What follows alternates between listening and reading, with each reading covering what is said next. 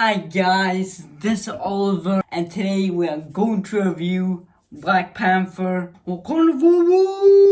This video contains no spoilers for the movie, and yes, before you ask, this movie is way better than this piece of shit, this abomination against humanity that Marvel made 4 months ago. The last MCU Phase 4 movie. Phase 4 has been pretty shit. Honestly, it's been a big mess.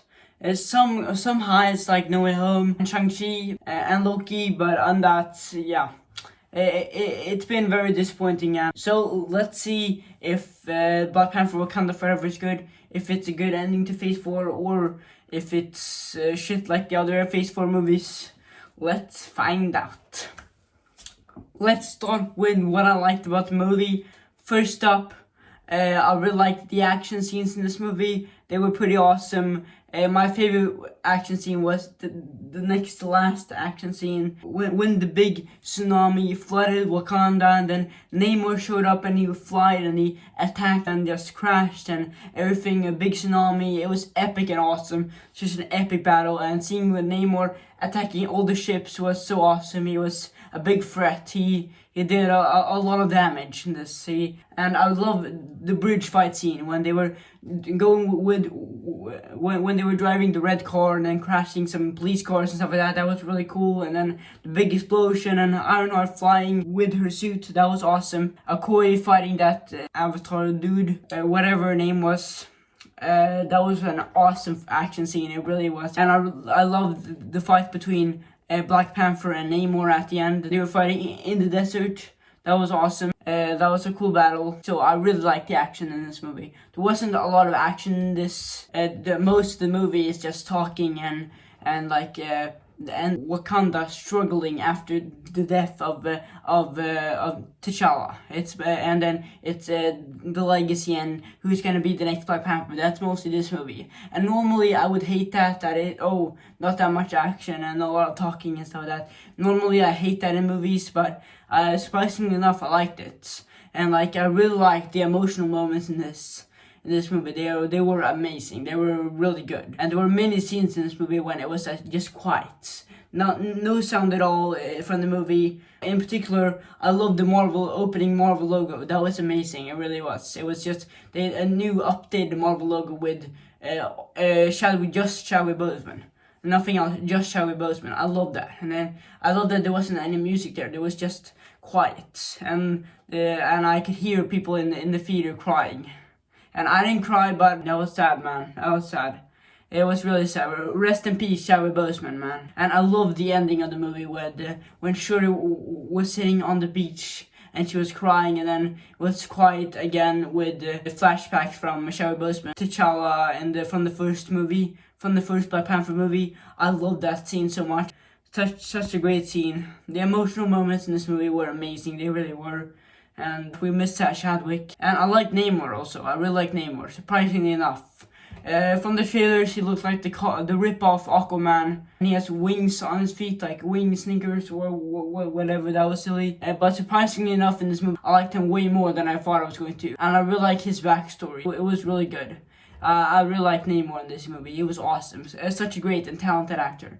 I don't remember the actor who played Namor, his name, but he was a talented actor. He was a really good actor. My favorite scene with Namor was the scene when he was attacking, flying really fast with his wing feet. That was fucking awesome. It really was. It was so cool. And also, I really liked Ironheart. She was pretty cool. I think not better than Iron Man. Doesn't come close to Iron Man. And I think her backstory of becoming Ironheart is pretty silly, but still, I love the bond between Shuri and Ironheart. That was good. I love Ironheart's suit at the end. That was cool. I enjoyed Ironheart in this movie. She was funny. I enjoyed her, and I love the arc of Shuri becoming the new Black Panther. It was amazing. It really was. It was awesome. I love her new suit. It looks awesome, and I love the climax when she just came out of the Wakanda ship, and then she landed on the ground and everyone,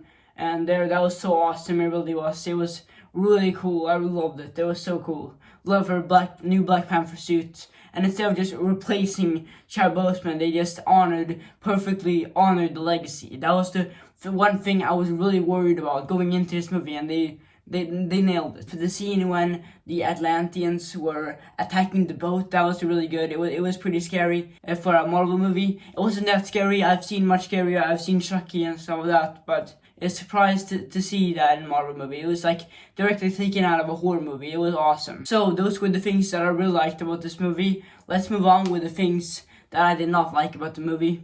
First up, I think the beginning of the movie with Black Panther, T'Challa's funeral. I think that could have been done much better. It was a good scene and stuff like that, but I just think the music that was playing in the background during the scene, during the funeral scene, I think it was a bit weird, and it felt out of place. They didn't, like, I cried more when Iron Man died. When Iron Man died in Endgame, I cried a lot. I cried, I couldn't stop crying. And I should cry more in this movie because it's the actor died in real life. Chadwick Boseman died in real life, and instead of like a really sad funeral, they were just dancing. Like, what the? Like, I should be crying, but then they're just dancing, and I can't get it.